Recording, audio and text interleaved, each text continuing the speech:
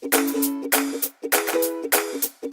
I want to talk about the digital natives and how we need to motivate the digital natives. And I also want to start by just talking about something I was talking about this week, actually, at my school, about technology and how technology has changed the world we live in. But I don't think sometimes it's changed our classrooms as much as we'd like it to. And I think that sometimes if we think about, one of the slides I had in my TED Talk was a picture of a school, probably in Elizabethan times, of all the rows, everyone sat towards looking at the front and the teacher at the front. And I posed the question, well, how much different do our classrooms look today than they were a few hundred years ago or 100 years ago? And I think that we need to embrace that technology because we are teaching the digital natives. And if we just think about, for instance, the first mobile phone that you ever had, it probably did one of three things. It probably made calls, received calls if you were lucky, and it was good for playing snakes. And that's about it. And it didn't really do much else. But if you think about the phone in your pocket now, it's probably more powerful than the desktop computer on your desk at work. And it's probably your go-to device for a lot of your mobile streaming data, whether you are surfing, whatever you're doing at home. That is the probably thing you do. I very rarely go on my desktop now unless I'm having to physically type something. So this is all in the background, and actually the digital natives are the kids that we're teaching. They've grown up with this. They understand it. It's the way that they've been brought up. They don't know anything different. So therefore, if that's the case, we then need to think, well, what's going to motivate these kids? And just as a show of hands, who has either a son or a daughter who is either Key Stage 2, 3, or 4 or above? Just a show of hands if you've got children that are... Right, so the great thing is that we know this already. All right, we know that it's different, and we know that they are motivated differently than we were when we were children, when we were at school. And think about the currency that our children live with. Think about the currency that's important to them and what really motivates them. It's not this anymore. It's not the merit mark. It's not the stamp. That's quite nice for some kids, but it's not as meaningful as it may have been 10, 15, 20, 30 years ago. This is today's currency. The likes, the retweets, the views, those type of things. That's what motivates kids. And if you've got children and they are consumers of digital content, either on an iPad or a device at home, you will know that they understand what 5,000 views means. They understand if they are watching video blogs and they're watching Minecraft how-to videos or whatever they're watching. They understand that more views, more likes, more people watching things means that it's been good, and it means that it's been useful, and it means that it's engaged people. So we need to think about how we can then use this in our own classrooms, because if this is what really is engaging the kids, then how can we jump on board with that? And the other thing that comes with it is authenticity. It's a fantastic piece of authenticity, because if you are marking something and you say it's fantastic work, well, that's great. It's come from you, it's come from their teacher, and they might think quite good about it.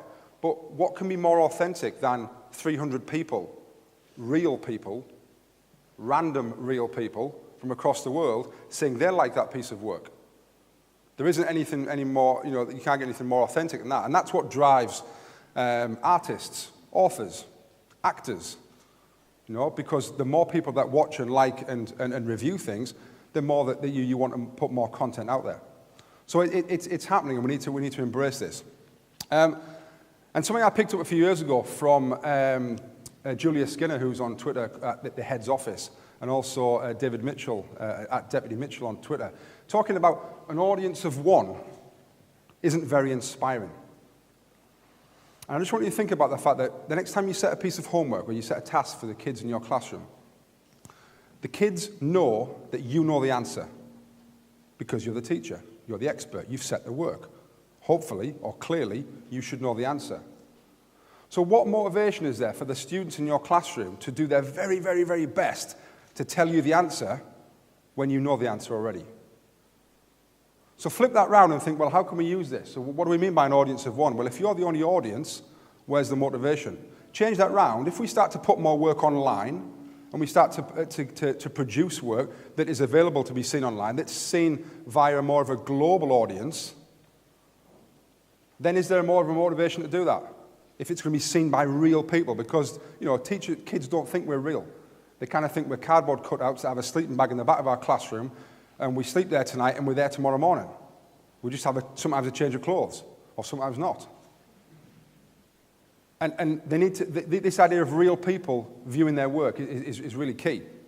So it's about finding what switches the light on for your kids. What is it? And all of your kids might not be like this, but I bet there's a big proportion of them that will be. So we are connected to the world. It's very easy to be connected to the world, going back to the technology and thinking about our mobile phones or our devices or whatever it is. How can we use that, and how can we use our connectivity to start to get a global audience for our kids' work? And lots of different ways to do this that I've explored personally and had the pleasure of exploring with other colleagues. Things like if you have, whether you are a teacher of this subject or whether you can take this back to your school. If you're an art teacher, you've got a fantastic art department. What a wonderful way to be sharing the kids' work, then saying to the kids, every lesson today, we are going to share 4 or 5 pieces of the best work in my lesson on our Instagram account, on our Facebook account, on our Twitter account. And wouldn't it be amazing for actually those students to go home and say, or about to say, oh, I've had my work put online, and as they're getting the words out, their mum and dad goes, I know, I've seen it. Or what about the fact that it goes online, and their parents see it, and they share it, and their grandparents see it, and their friends see it, and their cousins see it, and that snowball effect that social media has, suddenly it's out of control in a nice way. And not only is it motivating the kids, what a great marketing tool for your school, that you are so proud to share the work of your school with the general public. And whether it's a technology department who are sharing things that's been constructed, or a performing arts department, or whether it's actually just your English department that want to be sharing the fantastic work that the students have done, or whatever department, you can see how this can kind of move and move. And there are a lot of schools and a lot of people that are still scared about that idea of social media is bad news for schools and we don't want to go there, it's a horrible place. Well, how many road traffic accidents were on the road last year? How many people are killed every year on the roads? But we all got in a car this morning. We all drove to work. We all drove here.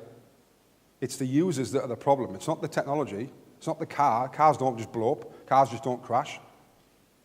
Twitter doesn't just send out horrible messages. Right? It's the users. And we need to educate people, and we need to use them for a great source. The art department that I used to help with this at my old school, they took it another step forward as well. And not only were they sharing kids' work, they were doing a lot of tribute work, which I'm sure your art departments will do exactly the same in your schools. So they were doing tribute work about artists across the world. And they started tweeting the artists and tweeting the actual artist with the work of the kids.